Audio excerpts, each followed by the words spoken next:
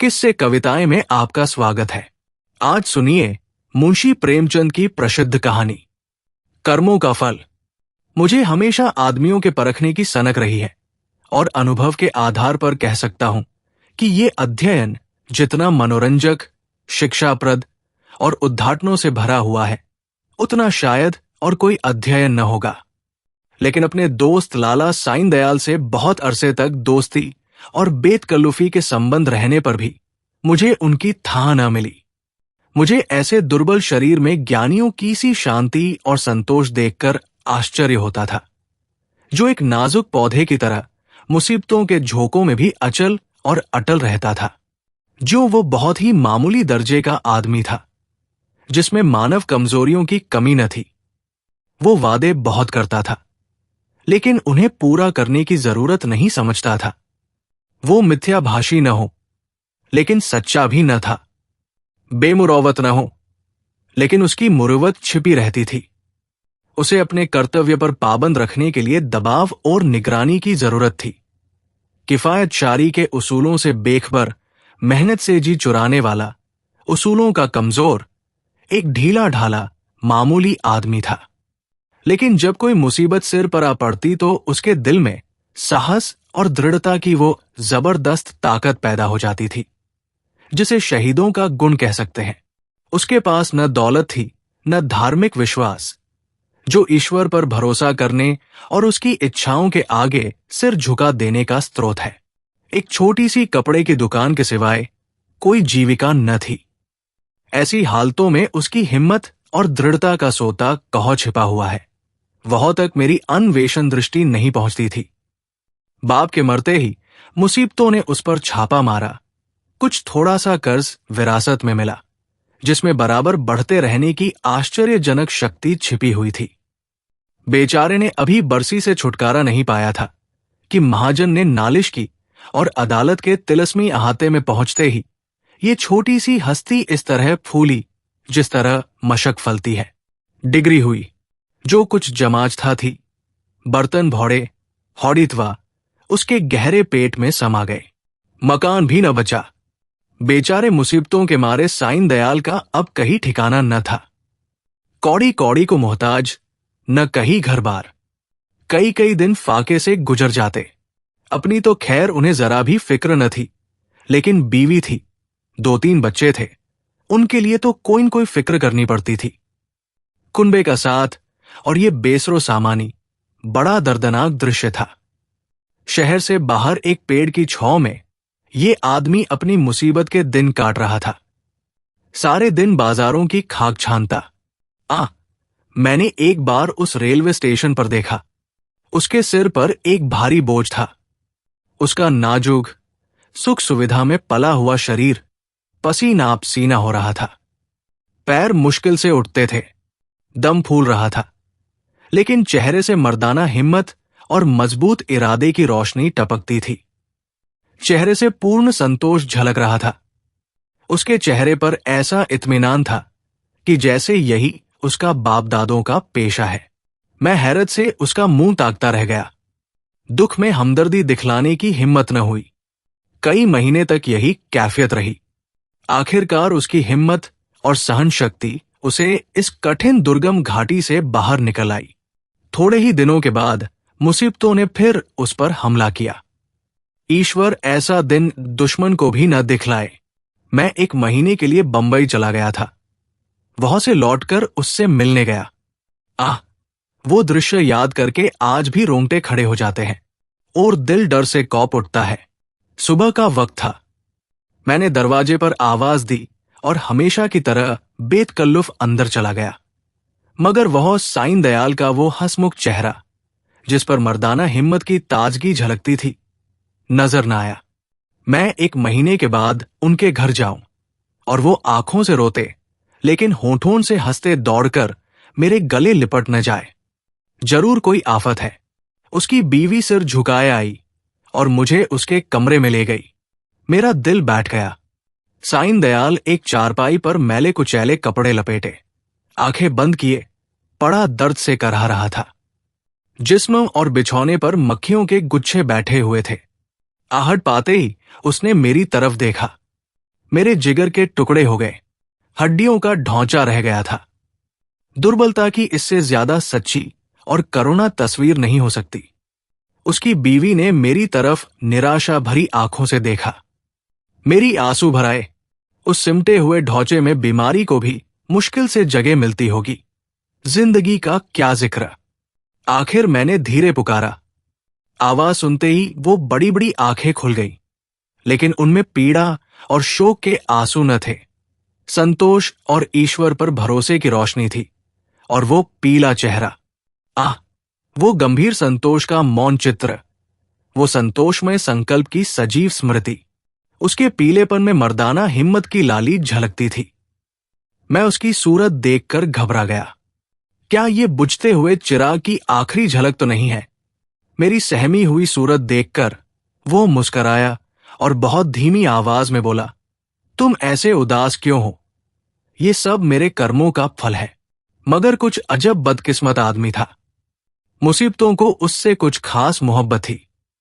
किसे उम्मीद थी कि वो उस प्राणघातक रोग से मुक्ति पाएगा? डॉक्टरों ने भी जवाब दे दिया था। मौत के मुंह से निकल आया। अगर भविष्य का जरा भी ज्ञान होता तो सबसे पहले मैं उसे जहर दे देता।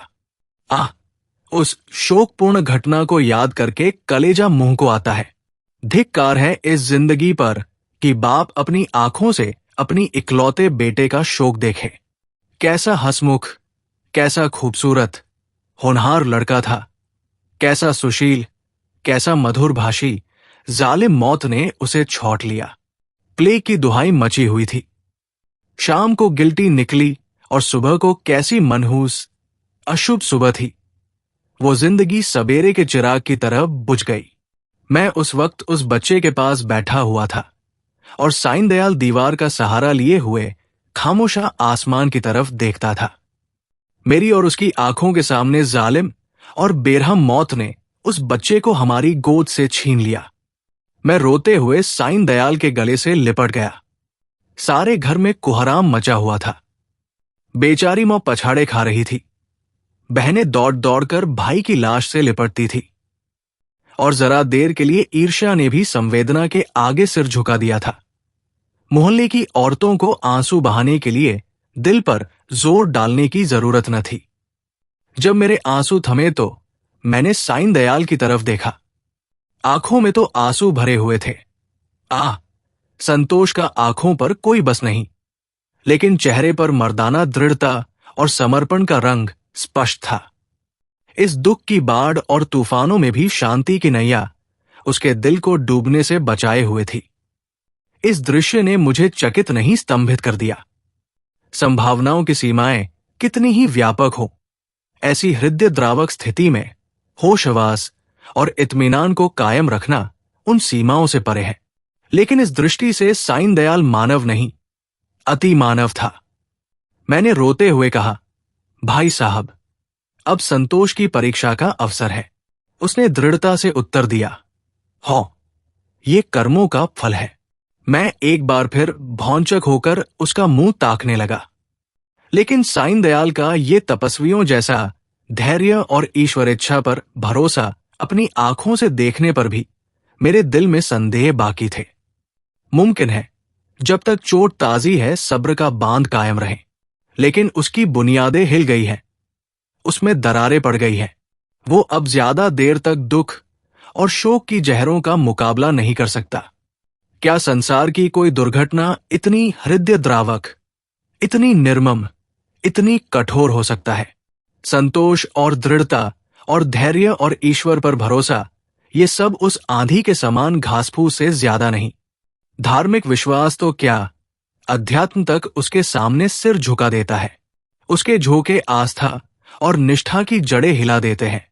लेकिन मेरा अनुमान गलत निकला। साईं दयाल ने धीरज को हाथ से न जाने दिया। वो बदस्तूर जिंदगी के कामों में लग गया। दोस्तों की मुलाकातें और नदी के किनारे की सैर और तफरीह और मेलों की चहल पहल, इन दिलचस्पियों में उसके दिल को खींचने की ताकत अब भी बाकी थी। मैं उसकी एक एक क्रिया को, एक एक बात को गौर से देखता और पढ़ता। मैंने दोस्ती के नियम कायदों को भुलाकर उसे उस हालत में देखा जहाँ उसके विचारों के सिवा और कोई न था। लेकिन उस हालत में भी उसके चेहरे पर वही पुरुषोचित धैर्य था और शिकवे शिकायत का एक शब्द भी उसकी जबान पर नहीं आया। इसी बीच मेरी छोटी लड़की चंद्रमुखी निमोनिया की भेंट चढ़ गई। दिन के धंधे से फुर्सत पाकर जब मैं घर पर आता और उसे प्यार से गोद में उठा लेता, तो मेरे हृदय को जो आनंद और आत्मिक शक्ति मिलती थी, उसे शब्दों में नहीं व्यक्त कर सकता। उसकी अदाएं सिर्फ दिल को लुभाने वाली नहीं, गम को भुलाने वाली है। जिस वक्त वो हुमक कर मेरी गोद में आती तो मुझे तीनों लोक की संपत्ति मिल जाती थी। उसकी शरारतें कितनी मनमोहक थी। अब हुक्के में मजा नहीं रहा, कोई चिलम को गिराने वाला नहीं।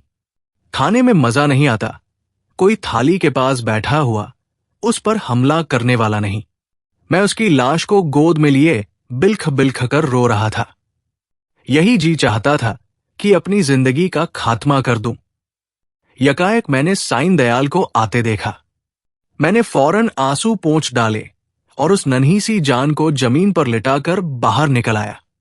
उस धैर्य और संतोष के देवता ने मेरी तरफ संवेदनशील की आंखों से देखा और मेरे गले से लिपटकर रोने लगा। मैंने कभी उसे इस तरह चीखे मारकर रोते नहीं देखा। रोते रोते उसी हिचकी और बंध गई। बेचैनी से बेसुध और बेहार हो गया। ये वही आदमी है जिसका इकलौता बेटा मरा और माथे पर बल नहीं आया। ये काया पलट क्यों?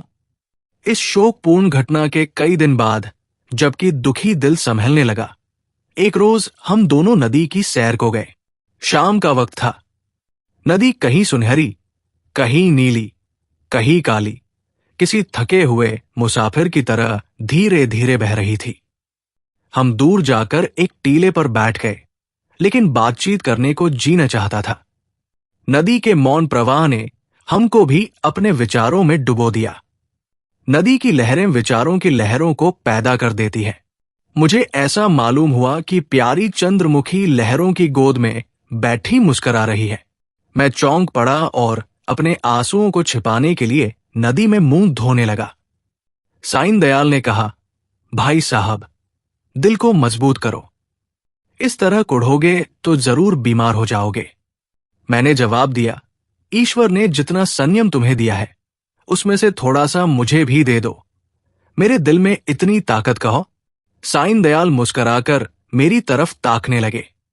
मैंने उसी सिलसिले में कहा, किताबों में तो दृढ़ता और संतोष की बहुत सी कहानियां पढ़ी हैं, मगर सच मानो कि तुम जैसा दृढ़, कठिनाइयों में सीधा खड़ा रहने वाला आदमी आज तक मेरी नजर से नहीं गुजरा। तुम जानते हो कि मुझे मानव स्वभाव के अध्ययन का हमेशा से शौक है, लेकिन मेरे अनुभव में तुम अपनी तरह के अकेले आदमी हो। मैं ये ना मानूंगा कि तुम्हारे दिल में दर्द और घुलावट नहीं है। उसे मैं अपनी आंखों से देख चुका हूं। फिर इस ज्ञानियों जैसे संतोष और शांति का रहस्य तुमने कहाँ छिपा रखा है? तुम्हें इस समय यह रहस्य मुझसे कहना पड़ेगा। साईं दयाल कुछ सोच विचार में पड़ गया और जमीन की तरफ ताकते हुए बोला, यह कोई रहस्य नहीं, मेरे कर्मों का फल है। ये वाक्य मैंने चौथी बार उसकी जबान से सुना और बोला, जिन कर्मों का फल ऐसा शक्तिदायक है, उन कर्मों की मुझे भी कुछ दीक्षा दो। मैं ऐसे फलों से क्यों वंचित रहूं? साईं दयाल ने व्याथापूर्ण स्वर में कहा, ईश्वर न करे कि तुम ऐसा कर्म करो और तुम्हारी जिंदगी पर उसका काला दाग लगे। मैंने जो कुछ किया है वह मुझे ऐसा लज्जाजनक और ऐसा घृणित मालूम होता है कि उसकी मुझे जो कुछ सजा मिले, मैं उसे खुशी के साथ झेलने को तैयार हूं। मैंने एक ऐसे पवित्र खानदान को, जहां मेरा विश्वास और मेरी प्रतिष्ठा थी, अपनी वासनाओं की गंदगी में लिथेड़ा, और एक ऐसे पवित्र हृदय को जिसमें मोहब्बत का दर्द था, जो सौंदर्य वाटिका की एक अनोखी खिली हुई कली थी और सच्चाई थी। उस पवित्र हृदय में मैंने पाप और विश्वासघात का बीज हमेशा के लिए बो दिया। ये पाप है जो मुझसे हुआ है और उसका पल्ला उन मुसीबतों से बहुत भारी है जो मेरे ऊपर अब तक पड़ी है या आगे चलकर पड़ेंगी। कोई सजा, कोई दुख, कोई क्षति उसका प्रायश्चित नहीं कर सकती। मैंने सपने में भी न सोचा था कि साईं दयाल अपने विश्वासों में इतना दृढ़ है। पाप हर आदमी से होते हैं। हमारा मानव जीवन पापों की एक लंबी सूची है। वो कौन सा दामन है जिस पर ये काले दाग न हो। लेकिन कितने ऐसे आदमी हैं जो अपने कर्मों की सजाओं को इस तरह उदारता पूर्वक मुस्कुराते हुए झेलने के लिए तैयार हों। हम आग में कूदते हैं लेकिन जलने के लिए तैयार नहीं होते। मैं साईं दयाल को हमेशा इज्जत की निगाह से देखता हूं। इन बातों को सुनकर मेरी नजरों में उसकी इज्जत तिगुनी हो गई। एक मामूली दुनियादार आदमी के सीने में एक फकीर का दिल छिपा हुआ था जिसमें ज्ञान की ज्योति चमकती थी। मैंने उसकी तरफ श्रद्धापूर्ण आंखों से देखा और उसके गले से लिपटकर बोला, साईं दयाल, अब तक मैं तुम्हें एक दृढ़ स्वभाव का आदमी समझता था, लेकिन आज मालूम हुआ कि तुम उन पवित्र आत्माओं में हो जिनका अस्तित्व संसार के लिए वरदान है। तुम ईश्वर के सच्चे भक्त हो और मैं तुम्हारे पैरों पर सिर झुकाता हूं। ऐसी और कहानियों के लिए आप किससे कविताएं पेज को, चैनल को लाइक, फॉलो व सब्सक्राइब करें प्लीज। कोई त्रुटि हो या सुधार की सलाह हो तो अवश्य दें। धन्यवाद।